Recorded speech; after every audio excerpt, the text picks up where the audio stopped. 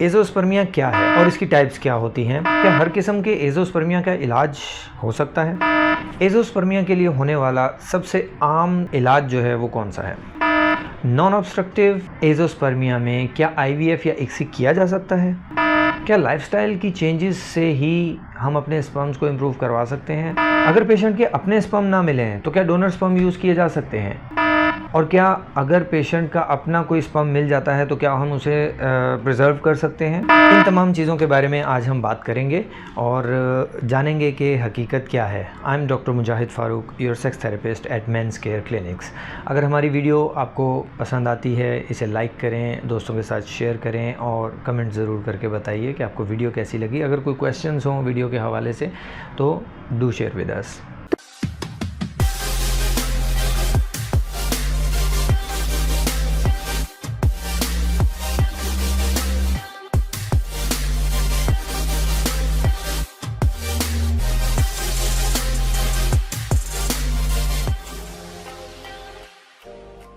Azoospermia क्या है और इसकी टाइप्स क्या होती हैं? एज़ोस्पर्मिया का मतलब होता है कि किसी भी मर्द के जो सीमन का सैंपल है उसमें उसके स्पर्म्स मौजूद ना हो।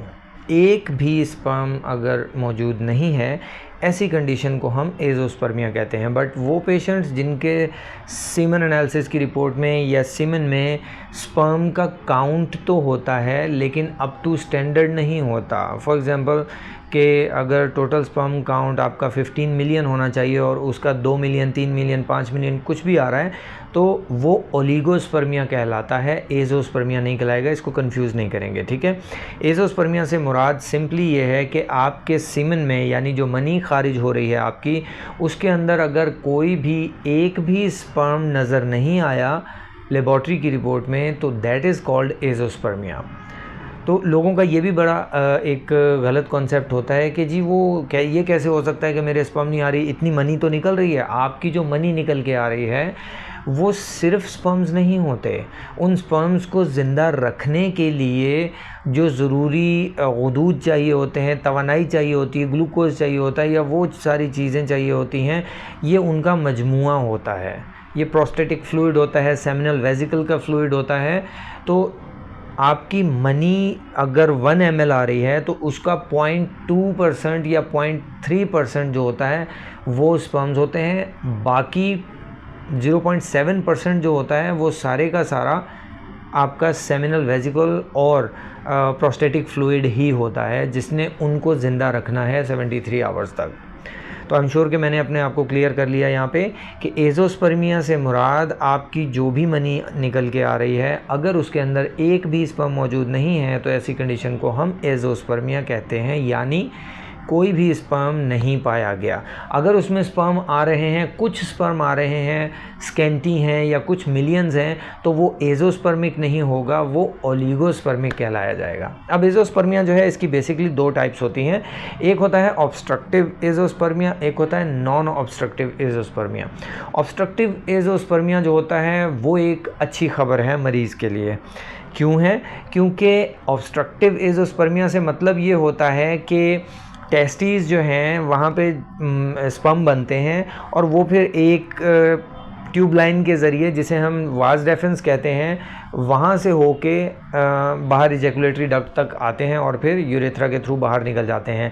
तो यहाँ टेस्टीज से लेके बाहर यूरेथ्रा के बीच में जितनी भी पाइपलाइन आती है, अगर उसके अंदर कहीं ब्लॉकेज आ गई है ड्यू टू एनी रीज़न, कोई चोट लगी या जेनेटिकली वो नहीं फॉर्मेशन उसकी हो पाई, तो ऐसी कंडीशन में गुड न्यूज़ ये होती है कि टेस्टीज़ तो शायद बना रहे हैं स्पर्म, लेकिन चूंकि रास्ते में ब्लॉकेज आ गई है, ऑब्स्ट्रक्शन आ गई है, इस वजह से वो स्पर्म नहीं आ पा रहे और जो मनी वगैरह निकल के आती है वो, जैसा मैंने पहले बताया, सेमिनल वेसिकल और प्रोस्टेट जो है वो उनका फ्लूइड होता है, तो वो आ रहा होता है लेकिन स्पर्म उसमें शामिल होकर नहीं आ रहे होते, जिसकी वजह से एज़ोस्पर्मिक सी पिक्चर आती है। तो गुड न्यूज़ इसलिए कि अगर उस ब्लॉकेज का कोई हल निकाल लिया जाए, जैसा कि रिकन्स्ट्रक्शन हो जाती है, अगर वो कर ली जाए तो पेशेंट मुकम्मल तौर पे इस काबिल होता है कि वो नेचुरली अपनी औलाद पैदा कर सके। होती है ऑब्स्ट्रक्टिव और एक होती है नॉन ऑब्स्ट्रक्टिव। अब नॉन ऑब्स्ट्रक्टिव जो होती है وہ ایک ریڈ سائن ہوتا ہے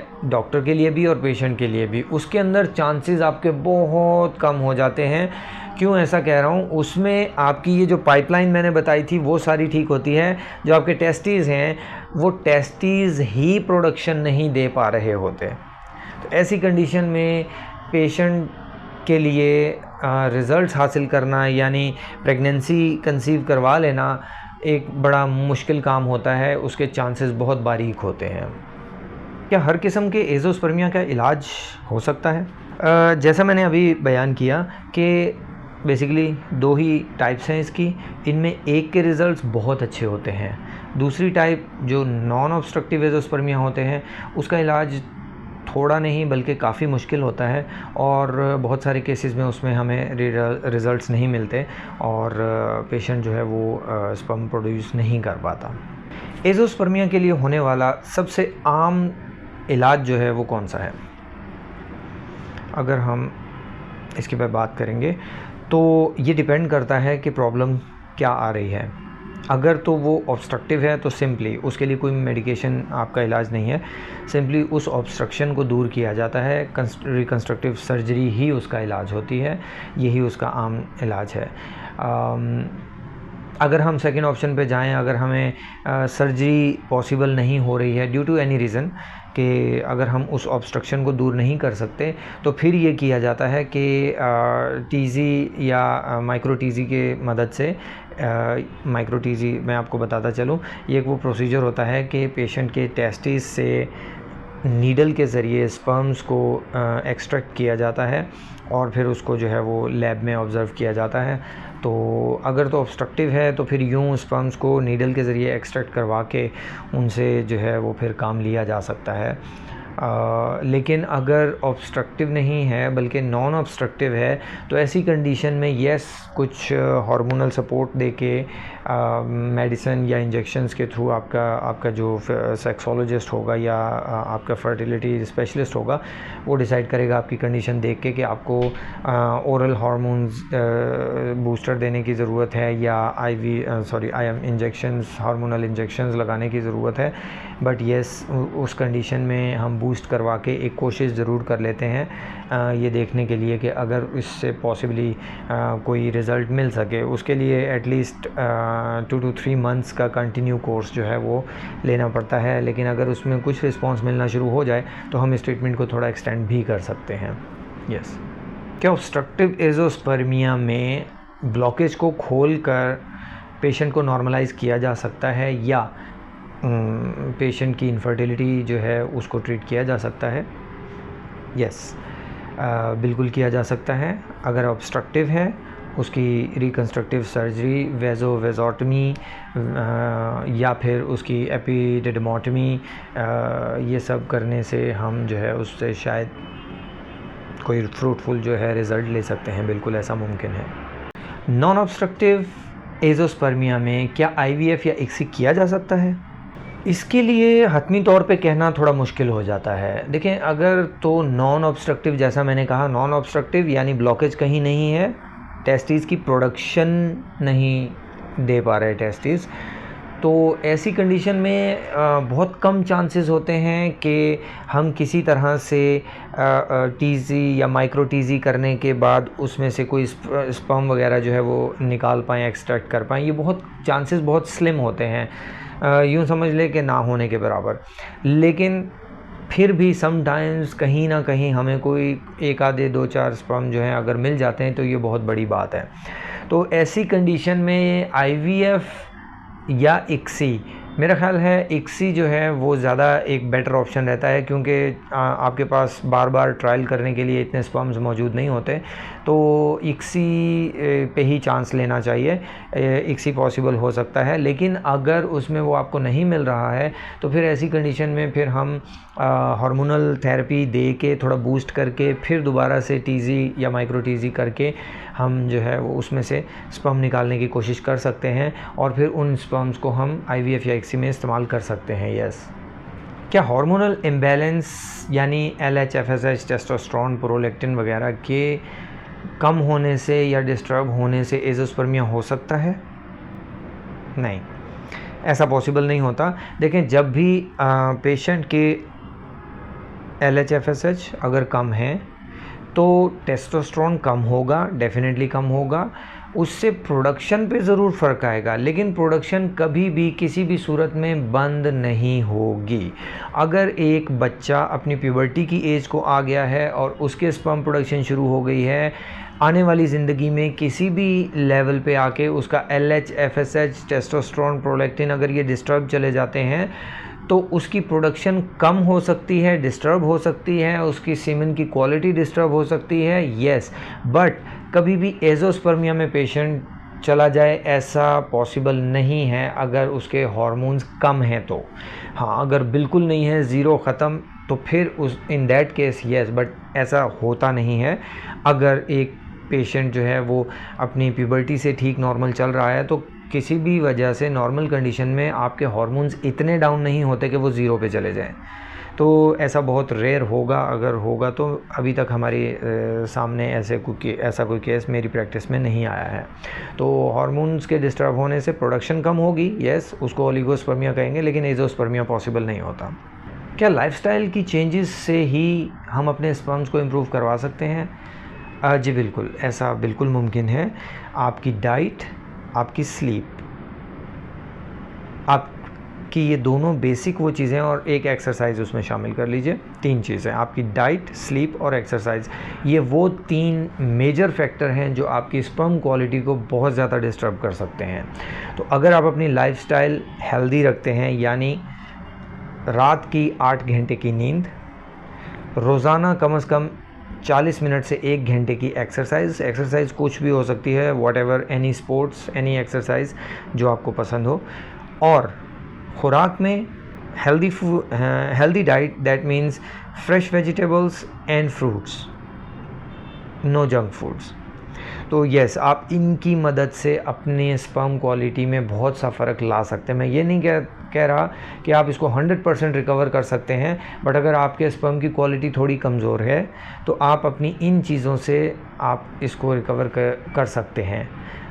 اس میں بہت بڑا فائدہ آپ کو مل سکتا ہے. لیکن اگر صرف اس وجہ سے پرابلم آ رہی ہے تو اب کچھ کنڈیشن میں فرض کریں کہ آپ کی ڈائٹ اچھی ہے, آپ کی سلیپ اچھی ہے, آپ روزانہ ایکسرسائز بھی کرتے ہیں, بٹ اسٹل آپ کے اسپرم پروڈکشن کم آ رہی ہے, اس میں ہارمونز بھی ہو سکتے ہیں. اس میں most common cause in married مین جو ہے وہ ویریکوسیل ہوتی ہے, تو وہ بھی افیکٹ کر سکتی ہے. تو اگر ویریکوسیل موجود ہے اور آپ یہ 3 چیزیں آپ کی بڑی پرفیکٹلی آپ کنٹرول کر رہے ہیں, تو ویریکوسیل آپ کے کنٹینیوسلی ڈیمیج کرنے کی وجہ سے آپ کے اسپرم کی کوالٹی کو بڑھنے نہیں دے گی.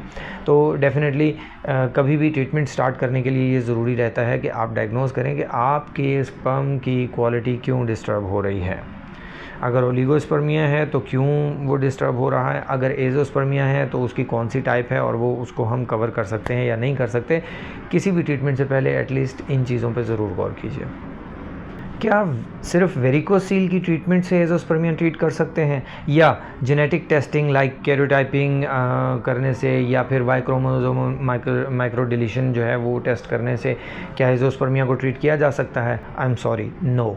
ایزوسپرمیا کو کبھی بھی ویریکوسیل کے آپریشن سے ٹریٹ نہیں کیا جا سکتا. ویریکوسیل از سم تھنگ ایلس. وہ چیز ہوتی ہے جو آلریڈی ہونے والی پروڈکشن کو ڈسٹرب کر رہی ہوتی ہے. لیکن یہاں اگر ایزوسپرمیا ہے تو دیٹ مینز پروڈکشن نہیں آ رہی ہے, اس میں ویریکوسیل کا کوئی رول نہیں رہ جاتا. اگر کسی کو نان آبسٹرکٹیو ایزوسپرمیا ہے اور ساتھ اس کو ویریکوسیل ہے, بھلے وہ گریڈ 1 کی ہو, 2 کی ہو, 3 کی ہو, کسی بھی لیول کی ہو, وہ ساری زندگی وہاں پڑی رہے, اس مرد کو کبھی بھی کوئی فرق, اس کی سیکشل لائف میں کوئی فرق نہیں پڑنے والا. ہاں اگر اس کی آبسٹرکٹیو ایزوسپرمیا چل رہا ہے, اس کے ہوتے ہوئے ویریکوسیل جو ہے, یس, وہ اس کو افیکٹ کرے گی, اور اس کنڈیشن میں ویریکوسیل کا ٹریٹمنٹ کر لینا ایک اچھا ڈیسیجن ہوگا. بٹ اس سے پہلے ڈیسائیڈ یہ کرنا ضروری ہے کہ یہ ایزوسپرمیا جو ہے یہ کس ٹائپ کا ہے. اگر نان آبسٹرکٹیو ہے تو پھر ویریکوسیل کو ٹریٹ کرنا ایک یوز لیس سی چیز ہوگی. ہاں اگر آپ کو پین ہو رہا ہے, آپ ڈسٹرب ہو رہے ہیں, تب تو آپ کروا لیجئے, لیکن ادروائز وہ آپ کو کچھ نہیں کہتی, بھلے آپ ساری زندگی اس کے ساتھ گزار دیجئے۔ اب دوسرا پوائنٹ جو تھا ہماری ڈسکشن کا کہ جو جینیٹک ٹیسٹنگ ہوتی ہے، یعنی کیروٹائپ ہے،